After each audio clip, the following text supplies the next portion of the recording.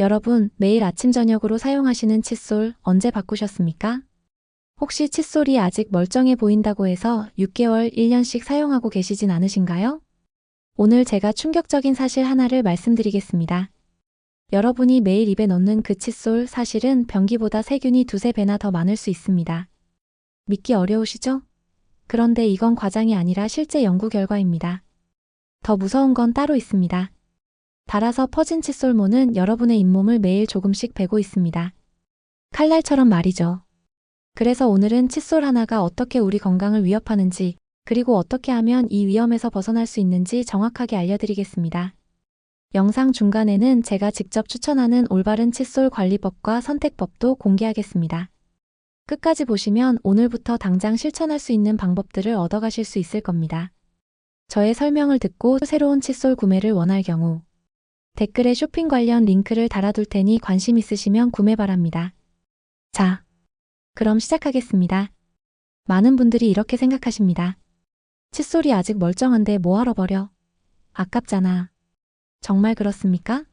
겉으로 보기엔 멀쩡해 보이는 칫솔, 그 속에는 여러분이 상상도 못할 세균들이 가득 자리 잡고 있습니다. 우리가 평소에 믿고 있던 건강상식, 사실은 우리 몸을 병들게 하고 있을 수 있습니다. 칫솔은 오래 써도 괜찮다는 생각, 오늘 제대로 바로잡으셔야 합니다. 왜냐하면 이건 단순히 입안이 개운하지 않은 정도의 문제가 아니기 때문입니다. 잇몸병, 치아 손상, 심지어 전신 감염까지 이어질 수 있는 심각한 문제입니다. 여러분이 생각하시는 것보다 훨씬 더 무섭습니다. 입안의 세균이 혈관을 타고 심장으로 가고, 뇌로 가고, 온몸으로 퍼진다는 사실 알고 계셨습니까? 자, 그럼 지금부터 왜 칫솔을 제때 바꿔야 하는지 3가지 핵심 이유를 말씀드리겠습니다. 첫째는 세균 오염 문제, 둘째는 물리적 손상 문제, 셋째는 2차 감염 위험입니다. 각각의 내용이 정말 중요하니까 집중해서 들어주시기 바랍니다. 그리고 영상 후반부에는 여러분이 당장 오늘부터 실천할 수 있는 구체적인 해결책도 함께 알려드리겠습니다. 어떤 칫솔을 선택해야 하는지, 어떻게 보관해야 하는지, 언제 교체해야 하는지까지 모든 것을 다 말씀드릴 테니까 끝까지 함께 해주십시오. 또한 칫솔만으로는 부족합니다. 치실, 치간 칫솔 같은 보조 도구들을 어떻게 사용해야 하는지, 연령대별로 어떻게 다르게 관리해야 하는지도 자세히 알려드리겠습니다. 영상이 도움이 되신다면 구독과 좋아요 버튼도 꼭 눌러주시기 바랍니다. 여러분의 건강을 지키는 데 큰 힘이 됩니다. 자, 이제 본격적으로 들어가 보겠습니다. 첫 번째 문제 바로 세균 오염입니다. 여러분, 칫솔을 사용한 지 3, 4주만 지나도 칫솔모에는 대장균, 황색포도상구균, 곰팡이균이 대량으로 검출됩니다. 이게 얼마나 많으냐면요. 한 달 이상 사용한 칫솔의 세균 수가 변기보다 두세 배나 많다는 연구 결과가 있습니다. 변기보다 두세 배요. 생각해 보십시오. 우리는 변기는 그렇게 열심히 닦으면서 매일 입에 넣는 칫솔은 몇 개월씩 방치하고 있습니다. 이게 말이 됩니까? 더 큰 문제는 이렇게 세균이 가득한 칫솔을 젖은 상태로 보관하면 세균이 더 빠르게 증식한다는 겁니다. 특히 화장실은 습도가 높고 환기가 잘 안 되는 경우가 많아서 세균이 번식하기에 최적의 환경입니다. 그리고 그 세균들은 입안에서 잇몸으로, 잇몸에서 위장으로 전이됩니다. 단순히 입안만의 문제가 아니라는 얘기입니다. 특히 면역력이 약해지신 어르신들은 이런 세균 감염에 더 취약하십니다. 작은 세균 하나가 큰 병으로 이어질 수 있다는 것 절대 가볍게 생각하시면 안 됩니다. 폐렴, 폐혈증 같은 심각한 감염으로도 이어질 수 있습니다. 미국 치과의사협회에서는 칫솔을 3, 4개월마다 교체하라고 권장합니다. 임상치과학회지에서 발표한 2019년 연구에서도 칫솔 사용 4주 후부터 대장균과 황색포도상구균 검출이 급증한다는 사실이 확인됐습니다. 이건 그냥 나쁜 습관이 아닙니다. 생명을 위협하는 습관입니다. 두 번째 문제로 넘어가겠습니다. 바로 마모된 칫솔모가 일으키는 물리적 손상입니다. 칫솔을 오래 쓰다 보면 칫솔모가 퍼지고 거칠어집니다. 이렇게 변형된 칫솔모는 잇몸에 미세한 출혈을 일으킵니다. 또한 잇몸 퇴축이라고 해서 잇몸이 점점 내려앉는 현상을 유발합니다. 한번 내려앉은 잇몸은 다시 올라오지 않습니다. 이게 얼마나 무서운 일인지 아십니까? 잇몸이 내려앉으면 치아뿌리가 노출됩니다. 치아뿌리는 범랑질로 보호받지 못하는 부분이라서 세균 감염에 매우 취약합니다. 그래서 충치가 생기기 쉽고 치아가 흔들리기 시작하고 결국엔 치아를 잃게 됩니다. 그뿐만이 아닙니다. 치아 표면의 범랑질, 그러니까 치아를 보호하는 거층이 마모되면서 시린이 증상이 생깁니다. 찬물 마실 때 이가 시리다고 하시는 분들, 혹시 칫솔을 너무 오래 쓰고 계신 건 아닌지 한번 점검해 보십시오. 아이스크림이나 찬 음료를 마실 때마다 찌릿찌릿한 통증이 느껴진다면 이미 범랑질이 상당히 손상된 상태입니다. 또 치경부 마모증이라는 게 있습니다. 치아와 잇몸이 만나는 부분이 움푹 파이는 현상인데요. 이것도 다른 칫솔로 너무 세게 닦아서 생기는 경우가 많습니다. 이 부분이 파이면 음식물이 끼기 쉽고 충치가 생기기 쉬우며 통증도 심합니다. 더 심각한 건 마모된 칫솔모 사이사이의 세균과 음식, 찌꺼기가 더 잘 끼어서 2차 오염이 가속화된다는 점입니다. 칫솔로 입을 깨끗이 하려는데 오히려 칫솔 때문에 입이 더 더러워지는 아이러니한 상황이 발생하는 겁니다. 대한치주과학회의 2021년 연구에서도 마모된 칫솔모가 잇몸 퇴축과 치아 시림을 유발할 가능성이 높다는 사실이 확인됐습니다. 서울대 치의학연구소의 2022년 조사에 따르면 치주염 환자 다수가 칫솔 교체 주기가 6개월 이상이었다고 합니다. 다른 칫솔모는 잇몸을 베는 칼날입니다. 매일 조금씩 여러분의 잇몸을 망가뜨리고 있다는 사실 꼭 기억하십시오. 세 번째이자 마지막 문제입니다. 바로 2차 감염의 위험입니다. 앞서 말씀드린 세균 오염과 물리적 손상이 합쳐지면 어떻게 될까요? 잇몸에 생긴 미세한 상처로 세균이 침투합니다. 그러면 잇몸병이 생기고 심하면 치주염으로 발전합니다. 치주염은 단순히 입안만의 문제가 아닙니다. 잇몸에서 시작된 염증이 혈관을 타고 전신으로 퍼질 수 있습니다. 심혈관 질환, 당뇨병 악화, 폐렴 같은 심각한 질병과도 연관이 있다는 연구 결과들이 계속 나오고 있습니다. 특히 당뇨병이 있으신 분들, 심장병이 있으신 분들은 더욱 조심하셔야 합니다. 입안 세균이 혈당 조절을 방해하고 혈관 건강을 악화시킬 수 있기 때문입니다. 생각해 보십시오. 칫솔 하나 제때 안 바꿔서 생기는 문제가 이렇게 심각합니다. 입안에서 시작된 작은 감염이 온몸으로 퍼져서 큰 병이 될 수 있다는 겁니다. 이제 칫솔을 가볍게 보시면 안 됩니다. 칫솔은 단순한 생활용품이 아니라 건강을 지키는 중요한 도구입니다. 자, 여기서 잠깐 정말 중요한 이야기를 하나 더 하겠습니다. 많은 분들이 치아는 치아일 뿐이지 몸 전체와 무슨 상관이야? 라고 생각하십니다. 그런데 이게 완전히 잘못된 생각입니다. 입안의 건강 상태는 우리 몸 전체의 건강과 직접적으로 연결되어 있습니다. 어떻게 연결되어 있는지 하나하나 말씀드리겠습니다. 첫째, 심장 질환과의 연관성. 치주염이 있으면 심장병 위험이 2~3배 높아집니다. 왜 그럴까요? 잇몸에 염증이 생기면 그곳에 세균과 염증 물질이 혈관을 타고 심장으로 이동합니다. 그러면 심장 혈관에 염증이 생기고 혈관벽이 좁아지고 피떡이 생기기 쉬워집니다.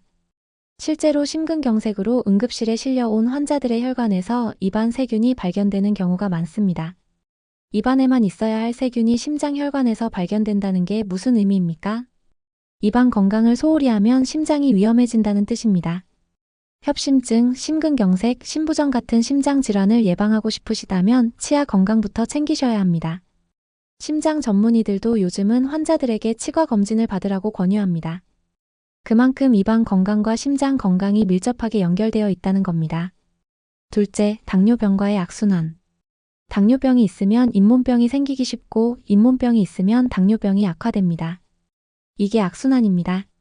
당뇨병 환자는 면역력이 떨어져 있어서 입안 세균에 쉽게 감염됩니다. 또한 혈당이 높으면 침 속에도 당분이 많아져서 세균이 더 잘 번식합니다. 그래서 당뇨병 환자는 일반인보다 잇몸병에 걸릴 확률이 3배나 높습니다. 반대로 잇몸에 염증이 있으면 몸 전체에 염증 반응이 일어나서 인슐린이 제대로 작동하지 않습니다. 그러면 혈당 조절이 어려워지고 당뇨병이 악화됩니다. 실제로 치주염을 치료하면 당화혈색소 수치가 개선된다는 연구 결과도 있습니다. 당뇨병이 있으신 분들 혈당 관리만큼 입안 관리도 철저히 하셔야 합니다. 칫솔 교체, 하루 3번 칫솔질, 치실 사용, 정기적인 치과 검진, 이 모든 것이 혈당 관리에 도움이 됩니다. 셋째, 뇌 건강과 치매. 최근 연구들에서 정말 놀라운 사실이 밝혀지고 있습니다. 치주염이 있으면 치매 위험이 높아진다는 겁니다.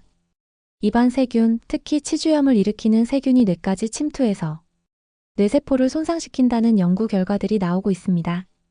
알츠하이머 환자의 뇌에서 입안 세균이 발견되기도 했습니다.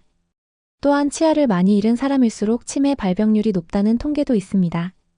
치아가 적으면 음식을 제대로 씹지 못하고 씹는 행위가 줄어들면 뇌로 가는 혈류량이 감소하고 그러면 뇌 기능이 떨어진다는 겁니다. 여러분 치매 예방하고 싶으시죠? 그럼 치아부터 잘 관리하십시오. 80세, 90세까지 건강한 치아 28개를 유지하는 것, 그게 바로 치매 예방의 첫걸음입니다. 넷째, 폐렴의 위험. 특히 어르신들에게 폐렴은 정말 무서운 병입니다. 사망 원인 상위권에 항상 올라있는 질환이죠. 입안 세균이 침과 함께 기도로 넘어가면 폐렴이 생길 수 있습니다. 특히 누워 계시는 시간이 많은 분들, 삼키는 기능이 약해지신 분들은 더욱 위험합니다. 자는 동안 침을 흡인해서 폐렴에 걸리는 경우가 많습니다. 요양원이나 병원에서는 환자들의 구강 위생을 특별히 신경 씁니다. 왜냐하면 입안을 깨끗하게 유지하는 것만으로도 폐렴 발생률을 크게 낮출 수 있기 때문입니다. 다섯째, 관절염과의 연관성. 류마티스 관절염이 있으신 분들도 주목하셔야 합니다. 치주염과 관절염은 같은 종류의 염증 반응을 일으킵니다. 치주염이 있으면 관절염이 악화되고 관절염이 있으면 치주염에 걸리기 쉽습니다. 실제로 관절염 환자 중에 치주염이 있는 비율이 매우 높습니다. 입안 염증을 잘 관리하면 관절 통증도 줄어든다는 연구 결과도 있습니다. 여러분 이제 아시겠습니까? 입 건강은 단순히 이가 아프고 안 아프고의 문제가 아닙니다. 심장, 뇌, 폐, 관절, 온몸의 건강과 직결되어 있습니다. 입이 건강해야 몸이 건강합니다. 이번에는 칫솔 관리가 부실할 때 생기는 여러 가지 구강 질환에 대해 말씀드리겠습니다. 치은염과 치주염. 치은염은 잇몸에만 염증이 생긴 초기 단계입니다. 잇몸이 붓고 빨개지고 칫솔질할 때 피가 납니다. 이 단계에서는 올바른 칫솔질만 해도 회복이 가능합니다. 하지만 방치하면 치주염으로 발전합니다. 치주염은 염증이 잇몸뼈까지 침범한 상태입니다. 잇몸이 내려앉고 치아가 흔들리고 입냄새가 심하게 납니다. 이 단계가 되면 칫솔질만으로는 해결이 안 되고 치과 치료를 받아야 합니다. 오래되고 세균 가득한 칫솔을 사용하면 매번 칫솔질할 때마다 세균을 입안에 퍼뜨리는 겁니다. 깨끗이 하려고 하는 행동이 오히려 병을 키우고 있는 겁니다. 충치. 충치는 세균이 만든 산이 치아를 녹이는 병입니다. 칫솔이 오래되면 음식 찌꺼기와 치태를 제대로 제거하지 못합니다. 그러면 세균이 당분을 먹고 산을 만들고 그 산이 치아를 녹입니다. 특히 어금니 사이, 잇몸 경계선, 치아 사이 같은 곳은 칫솔이 닦기 어려운 부위인데요. 칫솔이 닳으면 이런 곳을 더욱 제대로 닦을 수 없습니다. 구내염. 입안에 하얗게 궤양이 생기는 구내염 정말 아프죠. 구내염은 스트레스, 영양 부족, 면역력 저하 등 여러 원인이 있지만 세균 감염도 중요한 원인입니다. 오래된 칫솔의 세균이 입안 점막을 자극하고 상처를 내면 구내염이 생기기 쉽습니다. 특히 칫솔모가 딱딱하고 거칠어지면 점막에 상처를 내기 쉽습니다. 구취. 입냄새의 85%는 입안 문제 때문에 생깁니다. 혀에 낀 설태, 치아 사이에 낀 음식물, 잇몸 염증에서 나는 냄새 등이 주된 원인입니다. 오래된 칫솔 자체에서도 악취가 납니다. 그런 칫솔로 아무리 열심히 닦아도 입냄새가 없어지지 않습니다. 오히려 칫솔의 세균이 입냄새를 더 심하게 만들 수 있습니다. 치아 마모증. 너무 세게 닦거나 너무 딱딱한 칫솔을 사용하거나 다른 칫솔을 계속 사용하면 치아 표면이 깎여나갑니다. 특히 치아와 잇몸이 만나는 부분이 비자나 유자 모양으로 움푹 파이는 치경부 마모증이 생깁니다. 이렇게 되면 치아가 시리고 음식물이 끼고 충치가 생기기 쉽습니다. 한번 깎인 치아는 다시 자라나지 않습니다. 치아 균열. 딱딱한 칫솔로 너무 세게 닦으면 치아에 미세한 금이 갈 수 있습니다. 눈에 보이지 않는 작은 금이지만 시간이 지나면서 점점 커지고 결국 치아가 쪼개질 수 있습니다. 이렇듯 칫솔 하나가 얼마나 많은 구강 질환과 연관되어 있는지 아시겠습니까? 칫솔 관리를 소홀히 하면 입안 전체가 병들게 됩니다. 연령대별 칫솔 관리법. 이제 연령대별로 어떻게 칫솔을 관리해야 하는지 구체적으로 말씀드리겠습니다. 나이에 따라 입안 상태가 다르고 필요한 관리법도 달라지기 때문입니다. 50대 칫솔 관리법. 50대부터는 잇몸이 약해지기 시작합니다. 잇몸이 조금씩 내려앉고 치아 뿌리가 노출되기 시작합니다. 이 시기부터는 특히 부드러운 칫솔을 사용하셔야 합니다. 칫솔 교체는 기본적으로 3개월마다 하되 잇몸이 약하신 분은 2달마다 교체하시는 게 좋습니다. 칫솔모가 조금만 벌어져도 잇몸에 자극을 주기 때문입니다. 칫솔질은 위아래로 쓸어내리듯이 하시고 절대 옆으로 세게 문지르지 마십시오. 옆으로 세게 닦으면 잇몸이 더 빨리 내려앉습니다. 이 연령대부터는 치실 사용이 필수입니다. 칫솔만으로는 치아 사이를 깨끗이 할 수 없습니다. 하루에 한 번 자기 전에 치실로 치아 사이를 닦으시는 습관을 꼭 들이십시오. 또한 50대부터는 6개월에 한 번씩 정기적으로 치과 검진을 받으시는 게 좋습니다. 문제가 생기기 전에 미리 발견하고 치료하는 게 훨씬 경제적이고 효과적입니다. 60대 칫솔 관리법. 60대가 되면 침 분비량이 줄어듭니다. 침은 입안을 자정하고 세균을 억제하는 중요한 역할을 하는데 침이 줄어들면 충치와 잇몸병에 걸리기 쉽습니다. 따라서 칫솔질 횟수를 늘리셔야 합니다. 하루 3번, 식후 3분 이내에 칫솔질을 하시는 게 이상적입니다. 칫솔은 반드시 소프트 타입, 그러니까 부드러운 모를 사용하시고 손잡이가 굵고 미끄럽지 않은 제품을 선택하십시오. 손 힘이 약해지는 시기이기 때문에 잡기 편한 칫솔이 중요합니다. 전동 칫솔을 사용하시는 것도 좋은 방법입니다. 전동 칫솔은 적은 힘으로도 효과적인 칫솔질이 가능하고 손목이나 팔에 무리가 덜 갑니다. 다만 전동 칫솔도 칫솔모는 3개월마다 교체하셔야 합니다. 이 연령대에는 잇몸 사이가 벌어지기 시작합니다. 치아 사이 공간이 넓어지면 음식물이 자주 끼게 되는데요. 이럴 때는 치간 칫솔이 큰 도움이 됩니다. 치실보다 사용하기 편하고 효과도 좋습니다. 구강 세정제도 함께 사용하시면 좋습니다. 다만 알코올이 들어간 제품은 입안을 건조하게 만들 수 있으니 알코올 프리 제품을 선택하십시오. 70대 이상 칫솔 관리법. 70대 이상이 되면 손의 정교한 움직임이 어려워집니다. 일반 칫솔로 꼼꼼하게 닦기가 힘들어지는 시기입니다. 이때는 전동 칫솔 사용을 적극 권장합니다. 전동 칫솔을 치아에 대고만 있어도 자동으로 닦아주기 때문에 훨씬 편하고 효과적입니다. 다만 처음 사용하실 때는 적응 기간이 필요하니 천천히 익숙해지시면 됩니다. 칫솔 손잡이는 가능한 한 굵고 길며 미끄럼 방지 처리가 잘 된 제품을 선택하십시오. 관절염이 있으신 분들은 손잡이를 잡기 쉽게 스펀지나 고무를 감아서 사용하시는 것도 좋은 방법입니다. 틀니를 사용하시는 분들은 틀니 전용 칫솔도 따로 준비하셔야 합니다. 틀니도 세균이 번식하기 때문에 매일 깨끗이 닦아야 하고 틀니 칫솔도 역시 3개월마다 교체하셔야 합니다. 부분 틀니를 하신 분들은 남아있는 자기 치아 관리가 더욱 중요합니다. 틀니 걸새가 걸리는 치아는 특히 세균이 쌓이기 쉬우니 더 꼼꼼하게 닦으셔야 합니다. 침 분비가 많이 줄어드는 시기이므로 물을 자주 드시고 무설탕 껌을 씹어서 침 분비를 촉진하시는 것도 도움이 됩니다. 특별한 건강 상태가 있는 분들, 당뇨병이 있으신 분들은 잇몸병에 특히 취약하므로 칫솔 교체를 더 자주 하셔야 합니다. 2달에 한 번 교체하시고 하루 3번 이상 칫솔질을 하시며 치실을 반드시 사용하십시오. 심장병으로 항응고제를 드시는 분들은 칫솔질할 때 잇몸에서 피가 나기 쉽습니다. 더욱 부드러운 칫솔을 사용하시고 너무 세게 닦지 마십시오. 만약 출혈이 멈추지 않으면 치과에 방문하셔야 합니다. 항암 치료를 받으시는 분들은 면역력이 많이 떨어져 있어서 입안 감염에 매우 취약합니다. 칫솔은 한 달에 한 번씩 교체하시고 사용 후 매번 끓는 물에 소독하시는 게 좋습니다. 관절염으로 손을 자유롭게 움직이기 어려운 분들은 전동 칫솔과 함께 손잡이가 긴 치실 홀더를 사용하시면 편합니다. 칫솔 외 구강 관리 도구들. 칫솔만으로는 입안 관리가 완벽하지 않습니다. 칫솔은 치아 표면의 60% 정도만 닦을 수 있습니다. 나머지 40%는 다른 도구들이 필요합니다. 지금부터 칫솔 외에 꼭 사용하셔야 할 구강 관리 도구들을 소개해 드리겠습니다. 치실의 중요성과 올바른 사용법. 치실은 치아 사이와 잇몸 밑부분을 닦는 도구입니다. 칫솔이 절대 닿을 수 없는 부분을 깨끗하게 해줍니다. 많은 분들이 치아 사이가 넓지 않은데 치실이 필요한가요? 라고 물으십니다. 바로 그게 문제입니다. 치아 사이가 좁을수록 음식물과 치태가 끼기 쉽고 칫솔로는 절대 닦을 수 없습니다.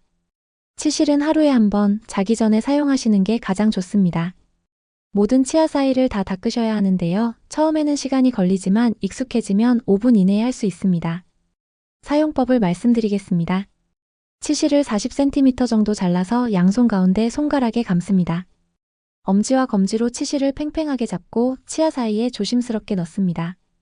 이때 톱질하듯이 부드럽게 움직이면서 넣어야 잇몸이 다치지 않습니다. 치아 사이에 들어가면 치아 옆면을 따라 시자 모양으로 감싸서 위아래로 문질러 닦습니다. 한쪽 치아를 닦았으면 반대쪽 치아도 같은 방법으로 닦습니다. 그리고 잇몸 밑으로 살짝 넣어서 잇몸 경계선도 닦아줍니다. 처음 치실을 사용하시면 잇몸에서 피가 날 수 있습니다. 이건 잇몸에 염증이 있다는 신호입니다. 계속 사용하시면 일주일 정도 후에는 출혈이 멈추고 잇몸이 건강해집니다. 만약 손으로 치실을 사용하기 어려우시면 치실 홀더를 사용하십시오. Y자 모양으로 생긴 도구에 치실이 미리 장착되어 있어서 한 손으로도 쉽게 사용할 수 있습니다. 왁스 코팅된 치실은 치아 사이에 들어가기 쉽고 코팅이 안 된 치실은 치태 제거 효과가 더 좋습니다. 본인에게 편한 것을 선택하시면 됩니다. 치간 칫솔 사용법. 치간 칫솔은 치아 사이 공간이 넓어진 분들에게 특히 유용합니다. 60대 이상 어르신들은 대부분 치아 사이가 벌어져 있어서 치실보다 치간 칫솔이 더 효과적입니다. 치간 칫솔은 크기가 다양합니다. 본인의 치아 사이 공간에 맞는 크기를 선택해야 하는데요. 너무 큰 것을 억지로 넣으면 잇몸이 다치고 너무 작은 것은 효과가 없습니다. 처음에는 가장 작은 사이즈부터 시작해서 치아 사이에 무리 없이 들어가는 크기를 찾으십시오. 치간 칫솔을 넣었을 때 약간 저항감은 있대 억지로 밀어넣지 않아도 되는 정도가 적당합니다. 사용법은 간단합니다. 치간 칫솔을 치아 사이에 넣고 앞뒤로 서너 번 움직여줍니다. 위아래 잇몸 쪽에서 각각 넣어서 닦아주시면 더욱 깨끗합니다. 치간 칫솔도 일회용이 아닙니다. 사용 후 물에 깨끗이 헹궈서 건조시켜 보관하시고 일주일에서 2주일 정도 사용하시다가 솔이 벌어지면 교체하십시오. 혀 클리너의 필요성. 혀에는 설태라고 해서 하얗거나 누런 이물질이 쌓입니다. 이게 바로 입냄새의 주범입니다. 설태에는 세균, 음식물 찌꺼기, 죽은 세포 등이 포함되어 있습니다. 칫솔로 혀를 닦으시는 분들이 많은데요. 칫솔로는 혀 표면의 작은 돌기 사이사이까지 깨끗이 하기 어렵습니다. 혀 클리너나 혀 스크레이퍼를 사용하시는 게 훨씬 효과적입니다. 사용법은 간단합니다. 혀를 최대한 내밀고 혀 클리너를 혀 안쪽에 대고 앞쪽으로 긁어냅니다. 너무 세게 하면 혀가 다칠 수 있으니 적당한 힘으로 서너 번 반복합니다.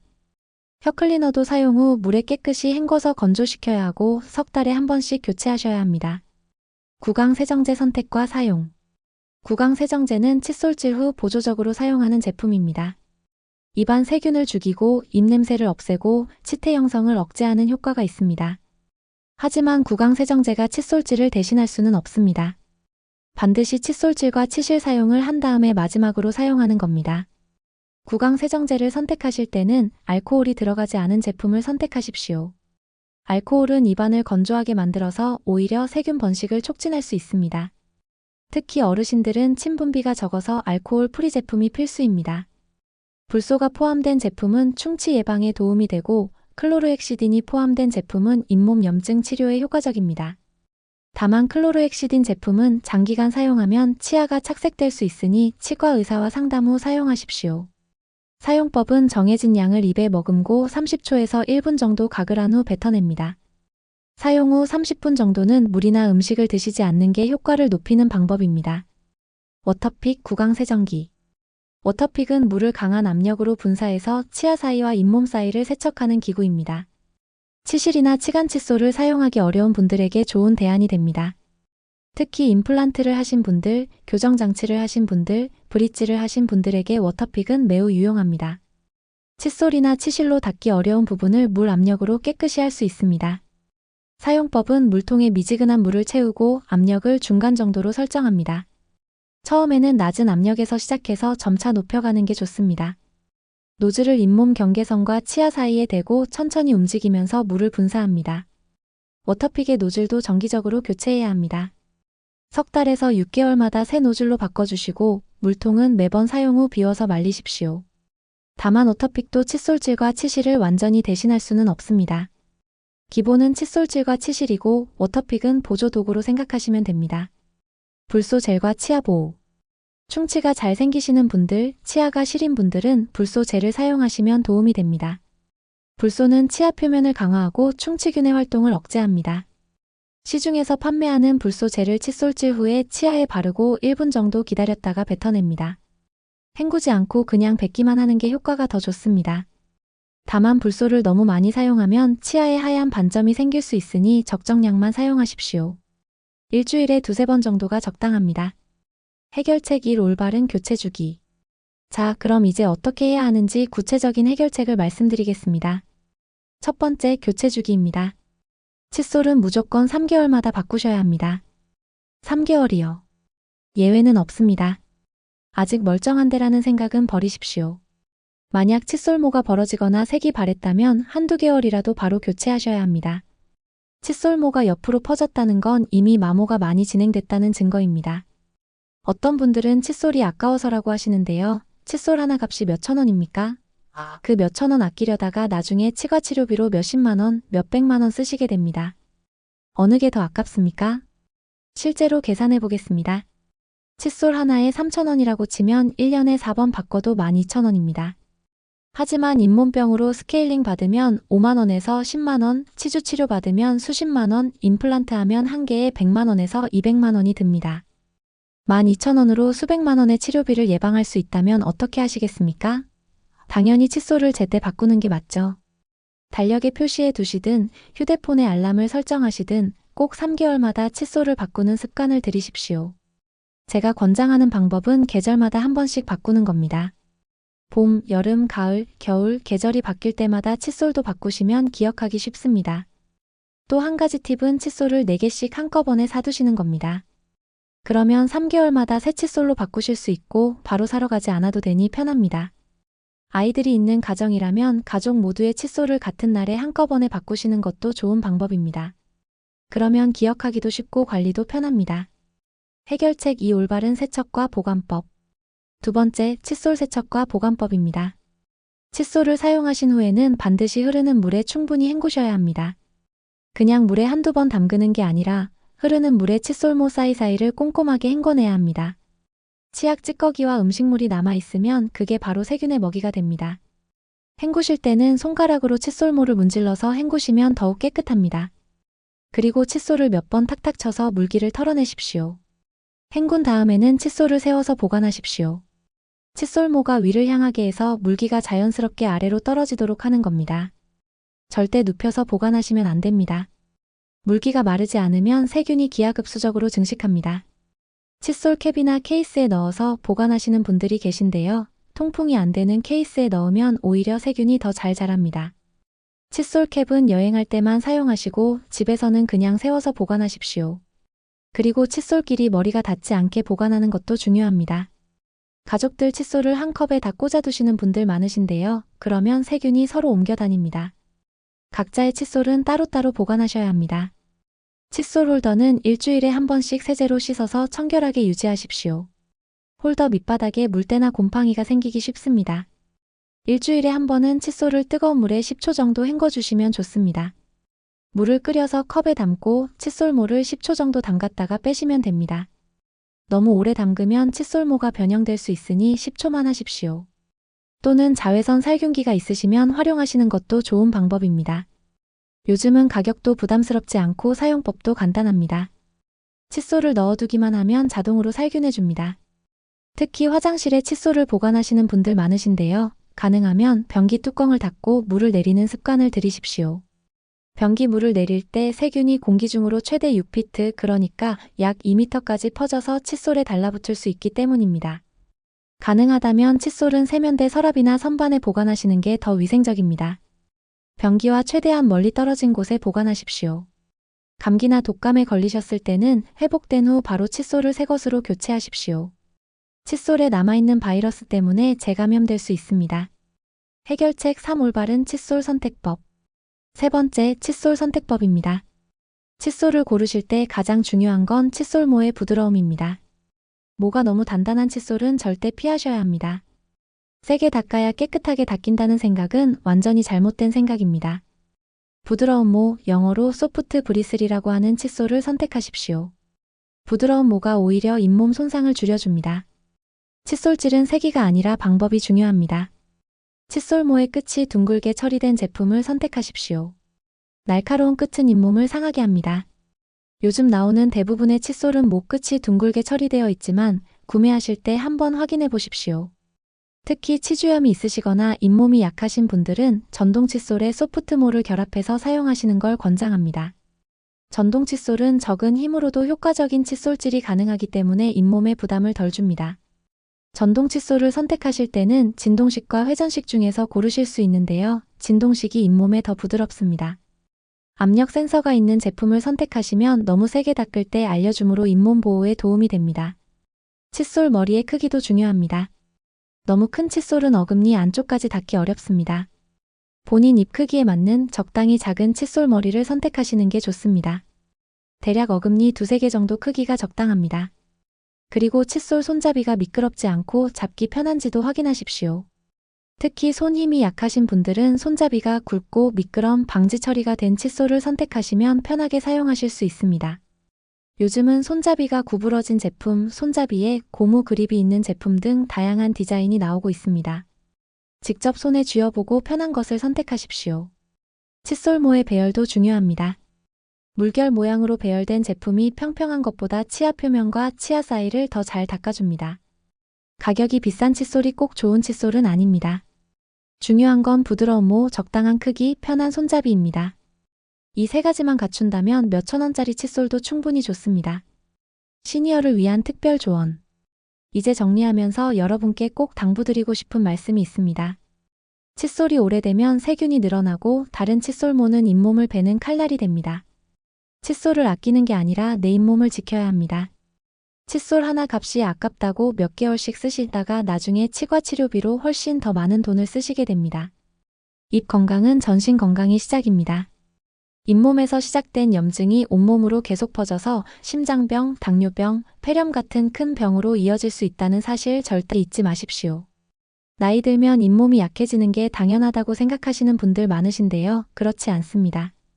올바른 관리만 하시면 80세, 90세에도 건강한 치아와 잇몸을 유지하실 수 있습니다. 실제로 100세 넘게 사시는 분들 중에 자기 치아로 음식을 드시는 분들이 많습니다. 그분들의 공통점이 뭔지 아십니까? 평생 동안 입안 관리를 철저히 하셨다는 겁니다. 칫솔 교체, 하루 3번 칫솔질, 치실 사용, 정기적인 치과 검진, 이런 기본적인 것들을 평생 꾸준히 지키신 겁니다. 건강한 치아는 삶의 질과 직결됩니다.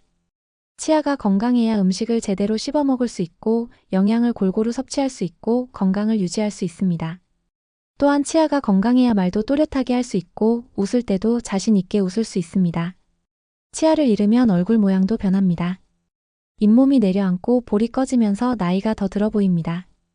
임플란트나 틀니를 해도 자기 치아만큼 편하지 않습니다. 지금 당장 여러분의 칫솔을 한번 확인해 보십시오. 언제 바꾸셨습니까? 칫솔모가 퍼져 있지는 않습니까? 만약 3개월이 넘었다면 지금 바로 새 칫솔로 교체하십시오. 그리고 오늘부터 달력에 칫솔 교체 날짜를 표시해 두십시오. 3개월 후 날짜에 큰 글씨로 칫솔 교체라고 써놓으세요. 휴대폰 알람도 설정하시면 더욱 좋습니다. 칫솔뿐만 아니라 치실, 치간 칫솔, 혀 클리너도 함께 사용하시기 바랍니다. 칫솔만으로는 입안의 60%밖에 닦을 수 없다는 것 기억하시죠? 6개월에 한 번씩은 꼭 치과에 가셔서 검진을 받으십시오. 스케일링도 1년에 한두 번은 받으시는 게 좋습니다. 건강보험이 적용되니까 비용 부담도 크지 않습니다. 치과 가는 게 무섭다고 돈이 아깝다고 미루지 마십시오. 조그만 문제일 때 치료하면 간단하고 저렴하지만 크게 악화된 후에는 치료도 복잡하고 비용도 훨씬 많이 듭니다. 실천을 위한 구체적인 체크리스트. 여러분이 오늘부터 실천하실 수 있도록 간단한 체크리스트를 만들어 드리겠습니다. 이 내용을 메모해 두시거나 화면을 캡처해서 냉장고에 붙여두시면 좋겠습니다. 매일 해야 할 일. 아침 식사 후 3분 이내에 칫솔질 3분간 하기. 점심 식사 후 칫솔질 3분간 하기. 저녁 식사 후 칫솔질 3분간 하기. 자기 전에 치실이나 치간 칫솔로 치아 사이 닦기. 혀 클리너로 혀 닦기. 알코올 프리 구강 세정제로 헹구기. 매주 해야 할 일. 일주일에 한 번 칫솔을 뜨거운 물에 10초 소독하기. 칫솔 홀더를 세제로 깨끗이 씻기. 칫솔모 상태 확인하기. 벌어졌으면 바로 교체. 매달 해야 할 일. 달력에 칫솔 사용 시작 날짜 표시해두기. 치실, 치간 칫솔, 혀 클리너 상태 확인하기. 석 달마다 해야 할 일. 무조건 새 칫솔로 교체하기. 치실 홀더, 치간 칫솔 등 보조 도구 교체하기. 구강 관리 용품 재고 확인하고 미리 구매해두기. 6개월마다 해야 할 일. 치과 검진 예약하고 방문하기. 스케일링 받기. 치과 의사에게 칫솔질 방법이 올바른지 확인받기. 이 체크리스트를 보시면서 하나씩 실천해 나가십시오. 처음에는 번거롭게 느껴지실 수 있지만 일주일만 하시면 습관이 됩니다. 한 달만 하시면 몸에 완전히 배어서 안 하면 오히려 불편하실 겁니다. 자주 묻는 질문들. 마지막으로 어르신들이 자주 물어보시는 질문들에 대해 답변을 드리겠습니다. 칫솔을 소독하면 더 오래 쓸 수 있지 않나요? 아닙니다. 소독을 해도 이미 마모된 칫솔모는 복구되지 않습니다. 소독은 세균을 줄이는 데는 도움이 되지만 칫솔의 수명을 늘리지는 못합니다. 3개월이 지나면 반드시 교체하셔야 합니다. 전동 칫솔과 일반 칫솔 중 뭐가 더 좋나요? 둘 다 장단점이 있습니다. 전동 칫솔은 적은 힘으로도 효과적이고 편리하지만 가격이 비쌉니다. 일반 칫솔은 저렴하고 어디서나 구할 수 있지만 올바른 방법으로 닦아야 효과가 있습니다. 손 힘이 약하신 분, 관절염이 있으신 분은 전동 칫솔이 더 좋고 그렇지 않으시면 일반 칫솔도 충분합니다. 중요한 건 어떤 칫솔을 쓰든 올바른 방법으로 3분 이상 꼼꼼히 닦는 것입니다. 칫솔을 냉장고에 보관하면 세균이 안 생긴다고 하던데요. 칫솔을 냉장고에 보관하면 세균 번식을 늦출 수는 있지만 근본적인 해결책은 아닙니다. 오히려 냉장고 안에 다른 식품에서 나온 세균이 칫솔에 옮겨갈 수도 있습니다. 칫솔은 그냥 세워서 잘 건조시키는 게 가장 좋습니다. 하루에 한 번만 제대로 닦으면 되지 않나요? 아닙니다. 식사 후 3분 이내에 칫솔질을 해야 음식물과 세균이 치아에 달라붙는 것을 막을 수 있습니다. 특히 자기 전 칫솔질이 가장 중요합니다. 자는 동안에는 침 분비가 줄어서 세균이 더 잘 번식하기 때문입니다.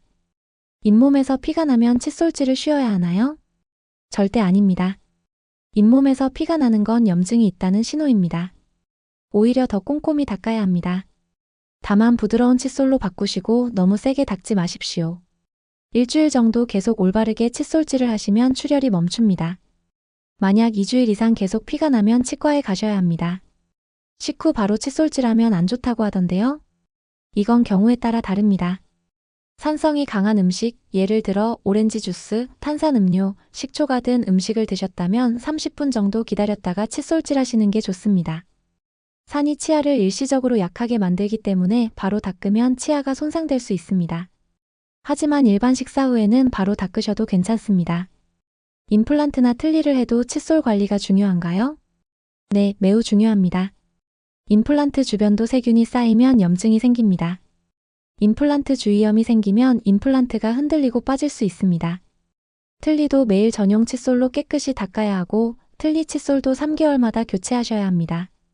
부분 틀니를 하신 분들은 남아있는 자기 치아 관리가 더욱 중요합니다.